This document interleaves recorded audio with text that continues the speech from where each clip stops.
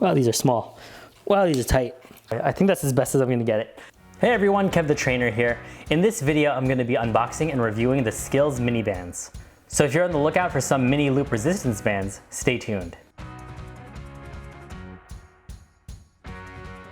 Hey there, if you're new to my channel, my name is Kevin. I'm a NASM certified personal trainer. And on this channel, I provide fitness tips, gym equipment reviews, and workouts. I've trained many people, both in the gym and virtually, using all sorts of equipment.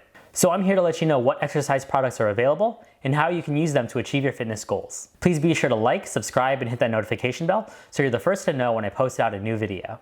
So mini bands. Mini bands are probably the most convenient workout tool to have at home or on the go. They take up very little space and almost anyone can get a good workout using them. They're low impact but can still be used for high intensity work. What makes mini bands more convenient to have than almost any other workout tool is that they're essentially weightless and can be stashed in a drawer or any type of bag. You can't often do that with equipment like a step or a rec bag. And click the button in the top right corner if you want to see those reviews. Anyway, there are a lot of different mini bands available online. So I'm going to review as many as I can so you can make the best purchase. Today's mini bands are from Sklz.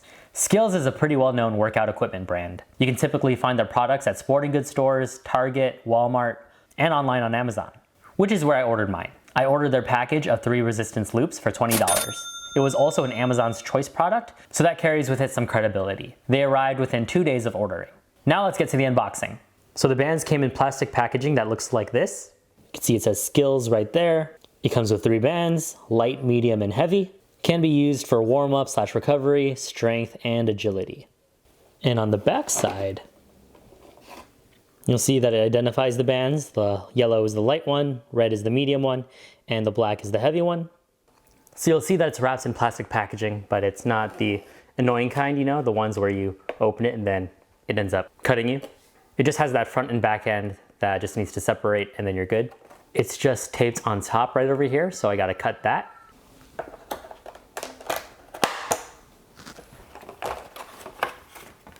So this is what the inside looks like when you first open it. You see that it has the bands wrapped in plastic, so you don't need this anymore. You got yellow, light, red, medium, black, heavy. And they just seem to be taped around this little cardboard thing. And their instructions.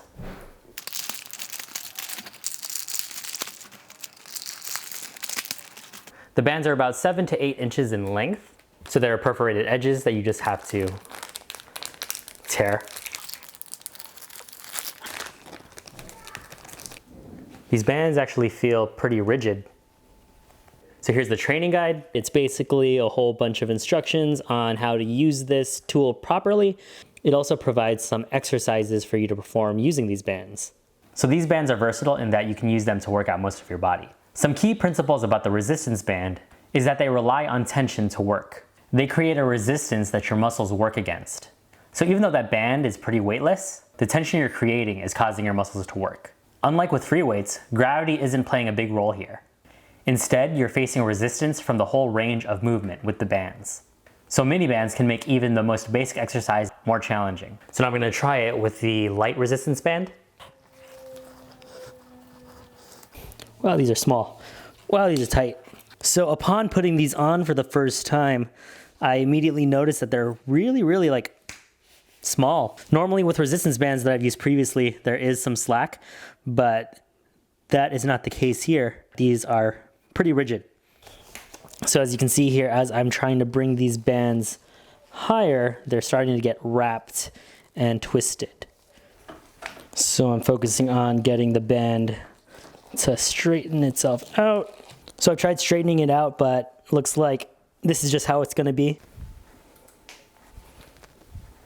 The fact that it's not flattening out is actually a little uncomfortable, and not a good uncomfortable where your muscles are firing. It's just like this pressure that's just on the outside of your legs.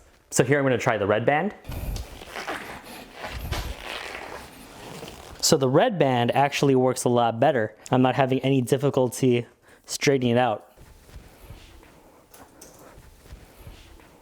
That worked pretty well, the red bands. All right, so now I'm going to try the black heavy bands. So these ones are, all right. So initially they did do that rolling thing, but I was able to fix it.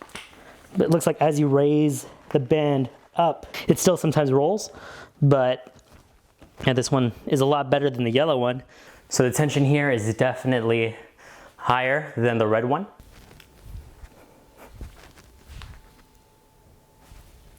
So even though there was a little difficulty, the black ones still work pretty well. So I'm gonna try the yellow one out again just to see if maybe it was just a fluke that first time.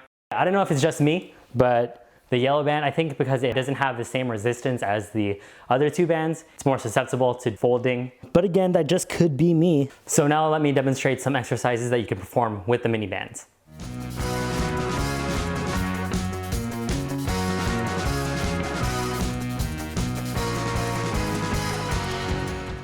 All right, so now you've seen the band in action. As you saw, I could do both upper body and lower body exercises, as well as some stretching.